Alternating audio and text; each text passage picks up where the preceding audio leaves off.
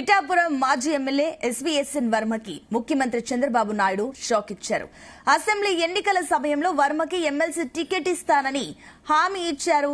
ఇక అధిష్టానం మాట నిలబెట్టుకోకపోయేసరికి తాజాగా టీడీపీ ప్రకటించిన ఎమ్మెల్సీ టికెట్ల జాబితాలో వర్మ పేరు కూడా కనిపించకపోవడంతో ఆయన ఒకంత అసహనానికి గురైనట్లు తెలుస్తుంది.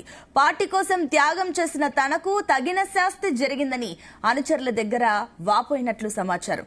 ప్రస్తుతం ఏమీ మాట్లాడలేనంటూ తీవ్ర అసహనం వ్యక్తం చేశారని తెలుస్తోంది.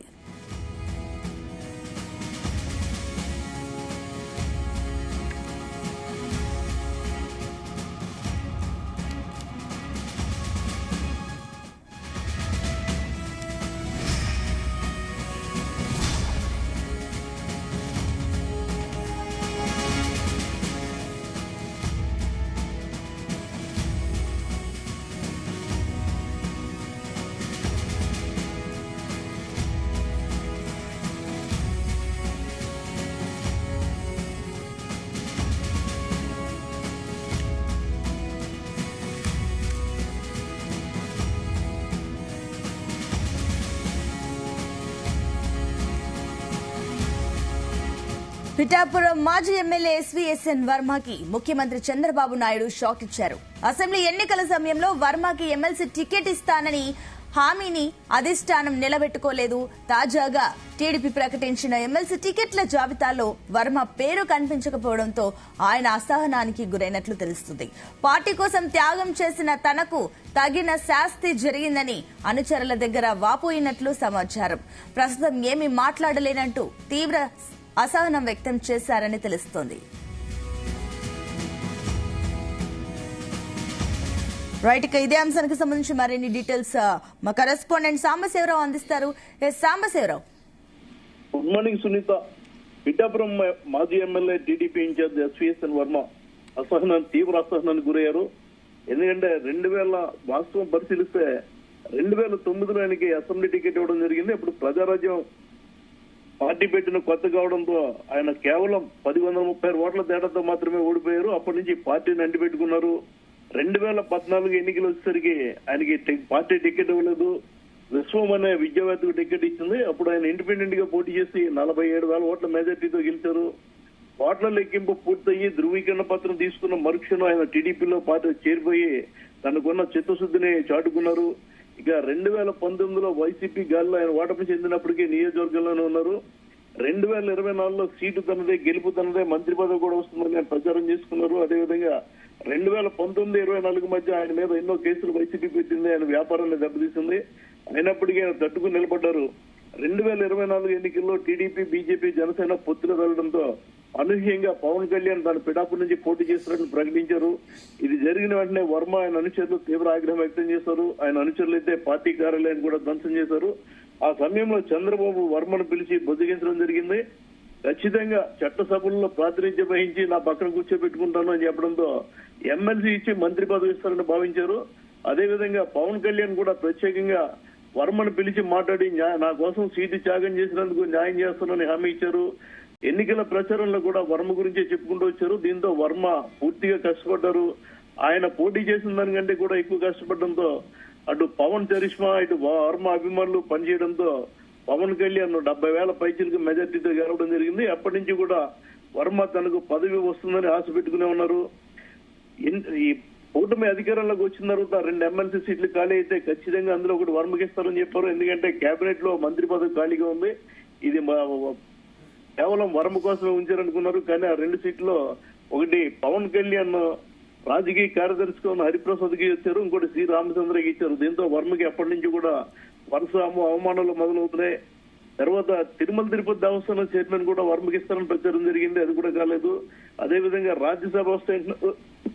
రాజ్యసభ కూడా రాలేదు. ఈ నేపథ్యంలో 5 ఎమ్మెల్సీ సీట్లు ఖాళీ అవడంతో ఒకటి నాగబాబుకి ఇచ్చారు. ఈ 4 ఖచ్చితంగా వర్మ పేరుంటుందన్నారు. ఆయన కూడా తీవ్రంగా ప్రయత్నం చేశారు. ఎందుకంటే వర్మ లోకేష్ కి ప్రధాన అనుచరుడిగా ఉండడంతో లోకేష్ ఫోటోలు ఆయనకు వస్తుందని ఆశించారు. 3 రోజుల నుంచి ఆయన మంగళగిరి పార్టీ కార్యాలయంలో నుండి ప్రయత్నాలు చేస్తున్నారు. ఈ నేపథ్యంలో నిన్న సాయంత్రం టీడీపీ రాష్ట్ర అధ్యక్షుడు పల్లా శ్రీనివాసరావుకి ఫోన్ చేసి 2027లో ఖాళీ అవుతే అప్పుడు అవకాశం ఇస్తున్నంత వరకు సారీ అని చెప్పడం జరిగింది.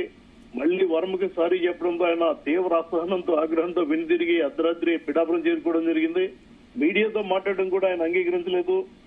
తను చాలా షాక్ లో ఉన్నాను, తను ఏమీ మాట్లాడలేను అంటూ ఆయన అసహనం వ్యక్తం చేసి లోపలికి వెళ్ళిపోవడం జరిగింది. రాత్రి 1 గంట వరకు కూడా మీడియా ఆయన ఇంటి ముందు ఉన్నప్పుడు కూడా ఆయన ఎలాంటి వ్యాఖ్యలు చేయలేదు. కానీ ఆయన అనుచరులు మాత్రం ఆగ్రహవేశాలు వ్యక్తం చేస్తున్నారు. పవన్ కళ్యాణ్ కోసం సీటు త్యాగం చేయడమే కాకుండా సొంత ఆర్థిక వనరులు ఇచ్చించి మొత్తం ఆయన కుటుంబం కష్టపడింది. ఆయనకి చంద్రబాబు పవన్ కళ్యాణ్ ఇచ్చిన హామీ నెరవేరలేదంటూ ఆయన అనుచరులు చెప్తున్నారు. అయితే ఇక్కడ కూడా మరో కారణం ఉంది.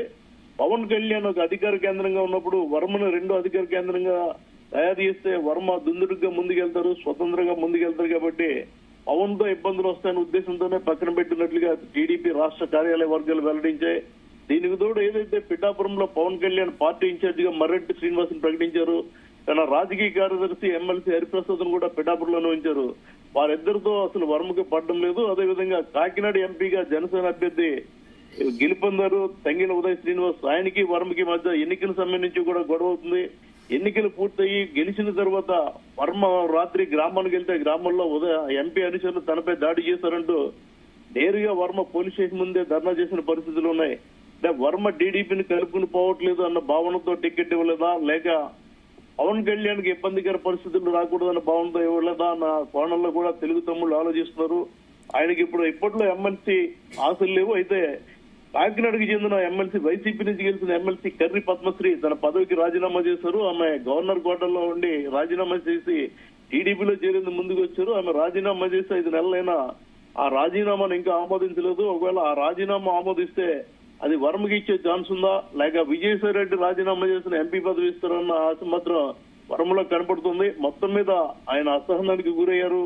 పార్టీ ఆయన్ని పట్టించుకోలేదని మాత్రం తెలుగు తమ్ముళ్ళు ఆగ్రహం వ్యక్తం చేస్తున్నారు. సునీత, సాంబశివరావు మరోపక్క చూస్తే కూడా అటు వర్మ అసలు ఏమి మాట్లాడలేనంటూ కూడా ఆయన మీడియాతో అసహనం కూడా వ్యక్తం చేసిన పరిస్థితి ఉంది. So at the same time ఆయన అనుచరులు ఏమంటున్నారు, పార్టీ మారే యోచనలో ఏమైనా వర్మ ఉన్నారా, లేదంటే వర్మని బుజ్జగించే ప్రయత్నాలు ఏమైనా చేస్తుంది అనుకోవచ్చా కూటమి ప్రభుత్వం?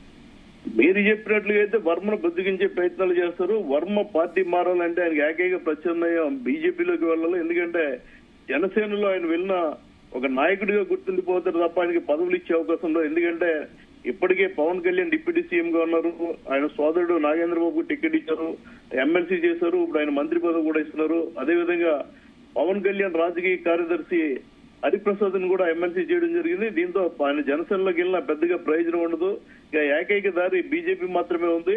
ఇలాంటి నేపథ్యంలో ఆయన బొజ్జగించేందుకే ప్రయత్నిస్తారు. ఎందుకంటే వర్మ అవసరం పార్టీకి చాలా ఉంది. భవిష్యత్తులో రేపటి రోజున ఈ 2 పార్టీల మధ్య ఏదైనా ఇబ్బందికర పరిస్థితులు వచ్చినా కూడా బలమైన నాయకుడు కావాలి. కాబట్టి వర్మను బొజ్జగించే అవకాశాలు పుష్కలంగా కనిపిస్తున్నాయి. దీనికి తోడు ఏదైతే వర్మకి చిరకాల ప్రత్యర్థిగా ఉన్నారో వైసీపీకి చెందిన మాజీ ఎమ్మెల్యే పెన్నం దొరబాబు, ఆయనను 2 రోజుల క్రితమే జనసేన అధ్యక్షుడు పార్టీలో చేర్చుకున్నారు. ఇలాంటి నేపథ్యంలో వర్మను చంద్రబాబు ప్రత్యేకంగా పిలిచి మాట్లాడుతారని చెప్తున్నారు. కార్యకర్తలు మాత్రం తీవ్ర అసహనం వ్యక్తం చేస్తున్నారు. పార్టీకి రాజీనామా చేసి బయటకు వచ్చిందంటూ ఆయనపై ఒత్తిడి చేస్తున్నారు. 2 రోజులు కంగారు పడకుండా వెయిట్ చేద్దామని వర్మ చెప్తున్నప్పటికీ ఏదైతే పవన్ కళ్యాణ్ కి టికెట్ ఇచ్చినప్పుడు వర్మ అనుచరులు పార్టీ కార్యాలయాన్ని తగలబెట్టి ధ్వంసం చేశారో అలాంటి దుందుడు చర్యలు పాల్పడకుండా ముందుగానే అనుచరులకు సూచనలు జారీ చేసినట్లు తెలుస్తోంది. Right Sambasivarao, thank you.